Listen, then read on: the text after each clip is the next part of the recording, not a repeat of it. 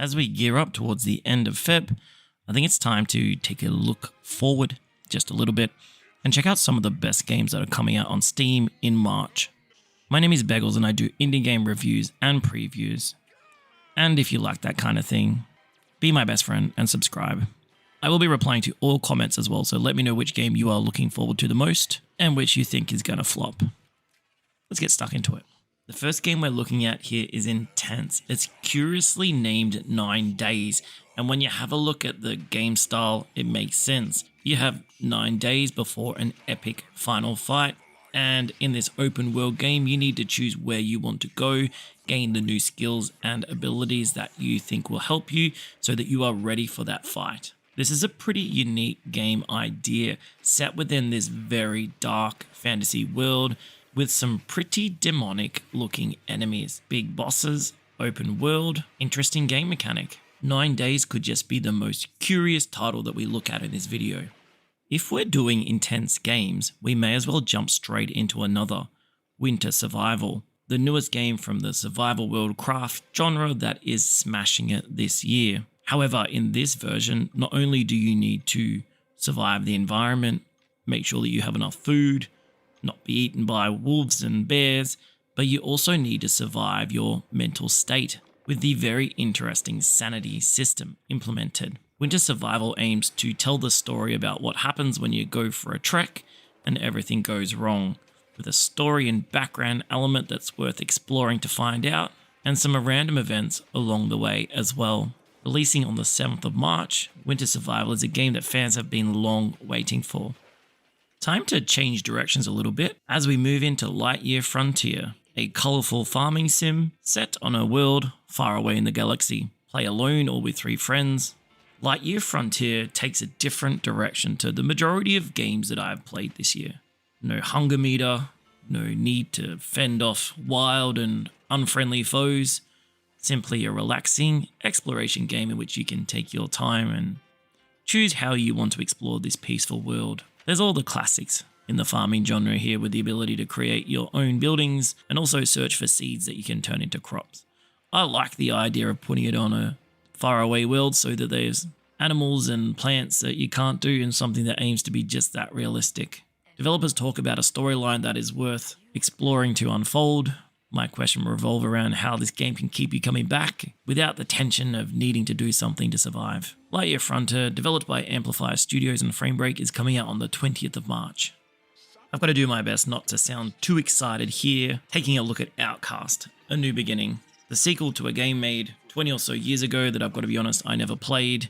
This sci-fi open world adventure game looks amazing. And whilst I feel like I've been burned in the past by getting my hopes up that these sorts of games will deliver, I find myself waiting once again for this game developed by Appeal Studios, published by THQ Nordic. An alien planet that gives me some Star Wars vibes, maybe it's just the music in the trailer. This game will have you flying, jumping, shooting, all the things that you would want from a very large, non-linear sci-fi game. Your job will be to, no doubt, help the local people of the alien world of Adelpha and fight off the robots. It's always the robots who have invaded and enslaved this population. A game that promises exploration, adventure, action, and a whole lot of storyline. Outcast, A New Beginning promises to be perhaps the best game in this list or perhaps the biggest flop.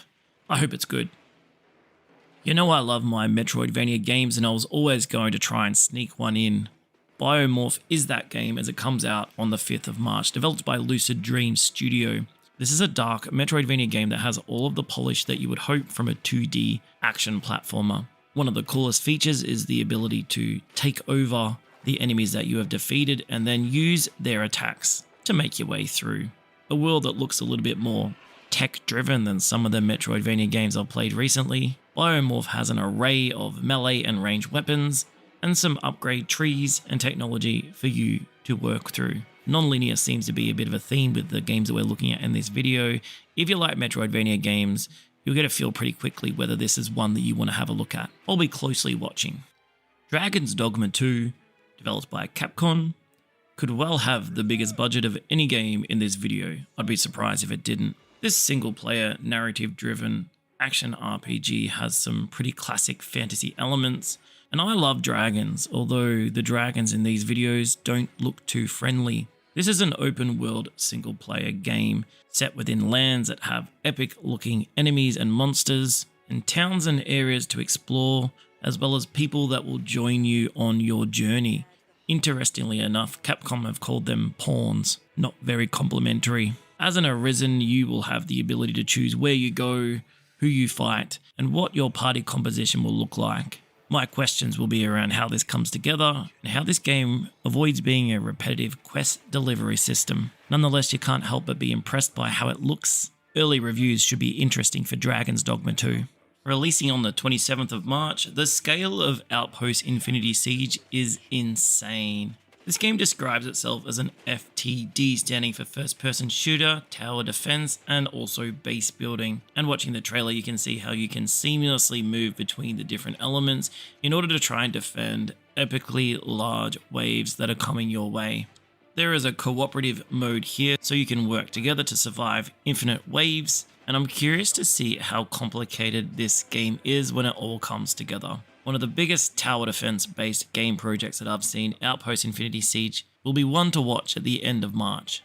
Alright, we did it. We're up to the last game on our list of the 8 best games releasing on Steam in March 2024. It's called Godsworn, and it's a classic mythological RTS that I hope brings us back to the good old days of Warcraft. However, in this real-time strategy game, we'll be looking at a time set during the Northern Crusades, as you control Divine Hero, gather your units, and take on skirmishes and story mode to dominate your foes. I'm impressed by the look of this game. It has that classic look to it. It is also very, very polished. And another game here that gives you the ability to play with your friends in a co-op mode as you aim to unite the pagan tribes.